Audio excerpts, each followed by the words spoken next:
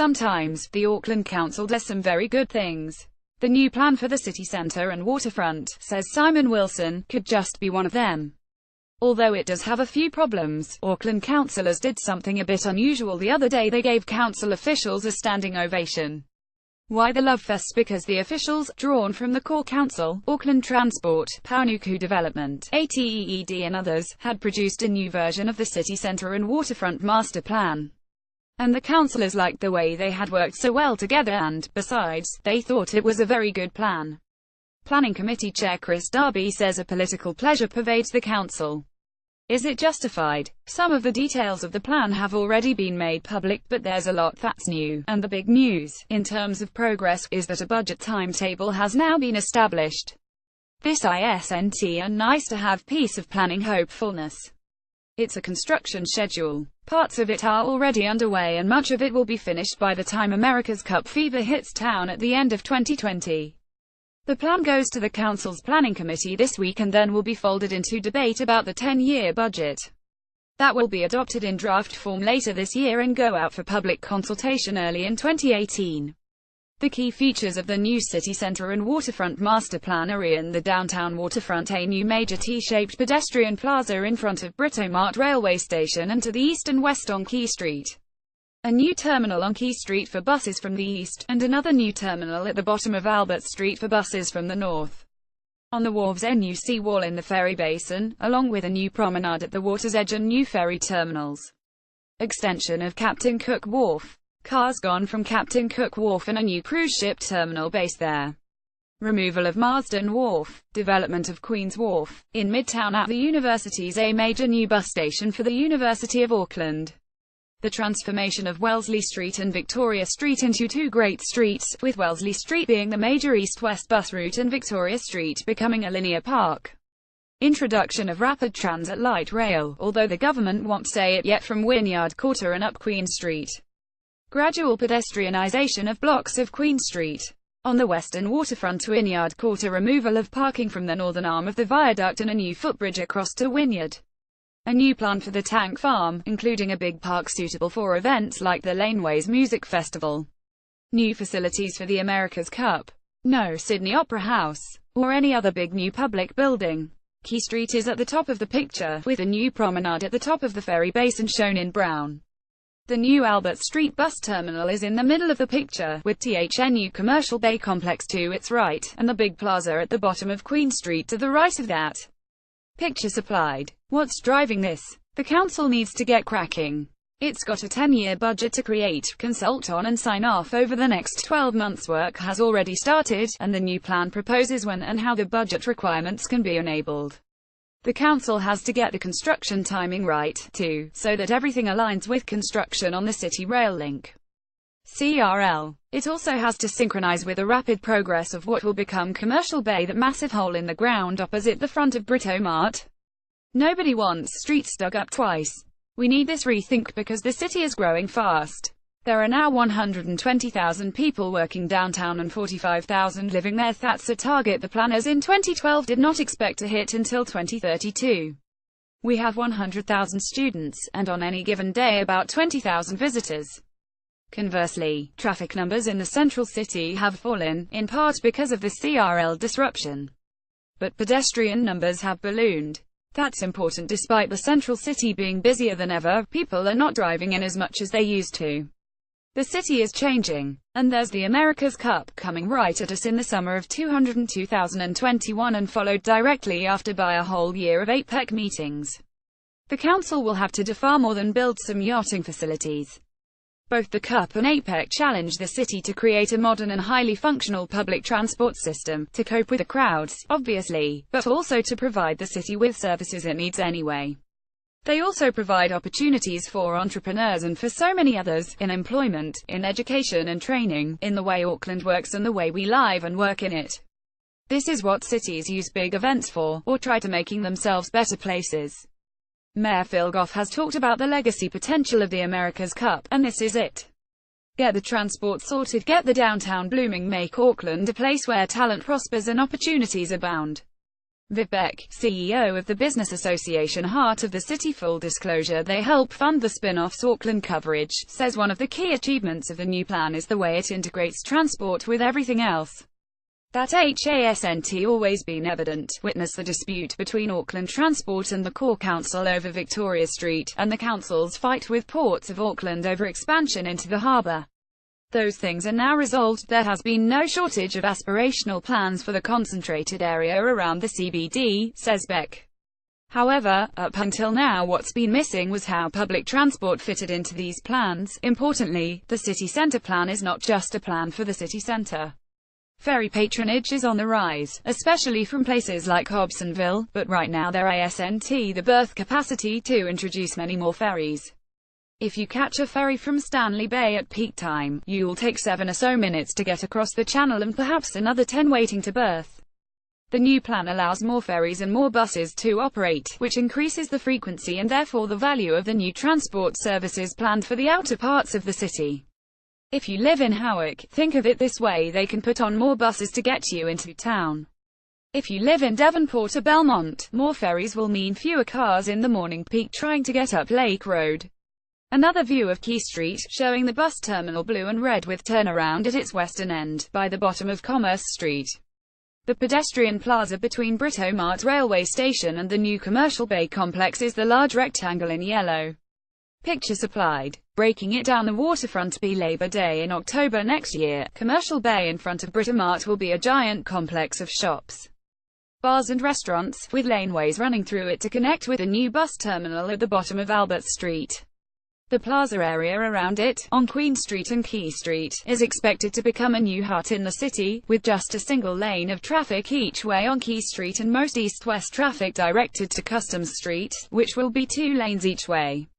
The seawall at the head of the ferry basin is being renovated, and a new promenade deck will be built. The ferries themselves will have new space-efficient berths, in a row along the eastern side of the basin. New York ferries are berthed in the same way. The red fence will come down all the way along to Bledisloe Wharf, and Captain Cook Wharf will become public space. An extension is proposed, taking it out to the length of Queen's Wharf to accommodate cruise ships on both sides. When there's a third in port, it will berth at Prince's Wharf. The Cloud will be removed from Queen's Wharf, although the timing is unclear. The Cloud was a pet project of former Rugby World Cup minister Murray McCulley, who is going but not gone yet. After the election, a decision is likely. The plans also show extra buildings on Queen's Wharf. This could mean the return of Shed 11, the companion to Shed 10 that was torn down to make room for the Cloud. It's in storage, each piece numbered and awaiting reassembly. The pedestrianisation of Quay Street and the area along the water's edge will transform the waterfront into a wide recreational boulevard, and yes, with cycle lanes. Buses coming in from the east will turn on a loop opposite the bottom of Commerce Street, with a big new terminal stretching east along Quay Street to Britomart Street, at the far end of the Britomart complex. Will there be swimming? Quite possibly, and probably there will be steps down into the water, too, as at Karanga Plaza in the Wynyard Quarter. And the imported cars. Ports of Auckland plans to build a parking building for them. Hallelujah. It's not going to be without controversy. The plan is to remove the smallest finger wharf, Marsden Wharf. It's already half demolished, and this will make room for cruise ships on the east side of Captain Cook. But for those cruise ships to berth, the plan also proposes to extend Captain Cook out in a line with the end of Queen's Wharf and Prince's Wharf. Is that acceptable? It doesn't encroach on the harbour in any meaningful way, but it is a reclamation. On balance, CR Darby says, it's a good outcome. The promenade at the head of the ferry basin will also encroach over the water, either as a platform or as reclamation. Is that acceptable? Victoria Street at the corner with Elliott Street, looking up from Queen Street. It's pedestrianised, but it's definitely not green. This is not the linear park they have promised. Picture supplied. Breaking it down: Midtown Auckland gets the linear park along Victoria Street, connecting Albert Park with Victoria Park. This, in theory, is a magnificent triumph of inspired design and public opinion. Submissions to Auckland Transport over its attempt to scrap the park that runs along the street overwhelmingly favoured the park. In practice, the concept drawings, by architectural firm Jasmax, don't really show it as a park. There are a few more trees, and much bigger walkways, but the street has not been greened. Just going to say this: Jasmax and council planners, a park is a park. It's green. The council knows exactly what I'm talking about because they're already done it along Daldy Street in the Wynyard Quarter. The drawings they're using for Victoria Street need to be abandoned so the potential of the concept can be properly grasped. Some traffic will still use Victoria Street, but most of the buses will be routed along Wellesley Street. That street will also be very pedestrian-friendly. It has to be. It's going to have the main entrance for the Aotearoa metro station. 20,000 people a day are expected on that street, so the walkways will be wide and safe and the road will not, as one planner said to me, be a bus sewer. Up at the universities, they'll build a big new station just past the Symonds Street underpass. The University of Auckland will put a gateway building over it, much as Manuko Institute of Technology sits over the Manuko railway station. The council isn't going to spend money on this. It's an opportunity for a developer and or the university itself. And the big prize, light rail. The council's plans show it starting in Wynyard, snaking across to the city centre and running up Queen Street. Officially they're calling it rapid transit. It could be a bus because that's as much as the government has been prepared to commit to. But nobody should be fooled. This will be light rail and in time it will reach the airport. If they start soon, they'll have it running up Queen Street and down Dominion Road in time for the America's Cup. The Greens believe it could be pushed all the way to the airport by then, an obvious enormous benefit for 2021. If that party forms part of the government, we'll find out soon enough if it's possible. Light rail will probably also lead to the pedestrianisation of Queen Street. They do it together. The peninsula at right is the land currently occupied by the tank farm. Along with commercial and residential buildings, there's a big open headland park and a linear park stretching all the way up Daldy Street to Victoria Park at the top left. But museum or other big public building. The footbridge connecting Wynyard and the viaduct will be replaced, and Wynyard itself will continue to fill up with buildings. Picture supplied. Breaking it down. Wynyard Quarter. Personal disappointment. They're going to demolish the Wynyard crossing, the footbridge from Tiwero Island to Karanga Plaza. But I get it. The maintenance costs are building up. That bridge was built in 2010 for a 5-year life and it carries 2 million people a year. It will be replaced with something similar but more robust. As for the absurd car park on the northern arm of the viaduct, that'll be gone later this year. The bigger issue is what happens on the tank farm, which the council seems determined to call Wynyard Point Park. Good luck with that. The council wants a big open parkland at the northern end, fringed all round with trees. From there, the city's new Great Linear Park would begin, running down the eastern side of the peninsula, up Daldy Street to Victoria Park and from there into the city centre along Victoria Street and up to Albert Park. A great long walk and cycleway.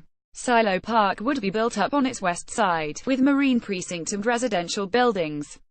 This is the east-west inverse of the unitary plan and will require a plan change. No great public cultural building is proposed. CR Derby says they've been consulting cultural institutions and other groups and no one has the money or the will to lead a campaign to put a signature building on the waterfront, either at Silo Park or anywhere else.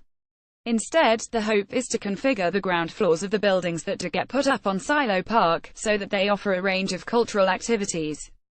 Galleries, studios, performance spaces, perhaps. Frankly, this feels a little like giving up before we even barely get started. As for the America's Cup itself, it's possible they'll propose an extension to Halsey Street Wharf, but nothing specific is yet definitely in the plan. The council won't know what's required or even if Auckland will definitely host the event for a couple of months. But they've set out 8 criteria the Cup campaign will need to meet and set up a working group with Emirates, Team New Zealand and government representatives. That group is led by Council CEO Stephen Town and has just started to meet. At top middle, the new ferry berths, with the ferries at right angles to the wharf. The ferry building is at the head of the new T-shaped pedestrianised plaza area that forms the new heart of the city. Picture supplied. How good is the future? The new version of the city centre and waterfront master plan is built on the principle that the city should develop really good versions of absolutely doable things. No big new projects, unless they are transport projects, no new museum either for general cultural purposes or specifically related to Mana Whenua. You get more done this way. Iconic buildings are so 20th century. That's the thinking. But is it true? Doesn't Auckland really need a great beacon on its waterfront? A museum of Pacific technology, perhaps, celebrating all the voyages from the earliest arrivals to the exploits of the America's Cup itself, or a museum of Tamaki Makaurau, all the history and future you could pack in. And even with a lots of little things approach, we still need better versions of those things than is suggested by the Victoria Street drawings. There are also questions of funding to work through. The plan sets out a sequence of budgeted rates spending, but there will be other money involved too. Viv Beck of Heart of the City says some lateral thinking is needed, and notes that targeted rate paid by businesses in the central city will contribute to some of the projects. But, she says, the way central and local government work together and with the private sector will be vital. As always, ain't that the truth? But leave all that aside, just for the moment. The plan sings with possibility. Public transport, functioning well and set up to grow, and fully integrated, finally, into the rest of the planning in the inner city. Decisive steps to open the waterfront for greater public use. Excellent integration of transport modes and servicing of population hubs like their universities. The greening of the central city and its steady conversion to a pedestrian wonderland, bursting with shoppers, workers, students and visitors, bursting with opportunity. Simon at thespinoff.co.nz. At Simon Wilson. Spinoff Auckland is sponsored by Heart of the City, the business association dedicated to the growth of downtown Auckland as a vibrant centre for entertainment, retail, hospitality and business. The Spinoff long-form fund is dedicated to facilitating investigative journalism. Our focus is on supporting in-depth reporting on important New Zealand stories. Your donation will help us sustain this most resource-intensive form of journalism, ensuring that the most complex and important stories still get told.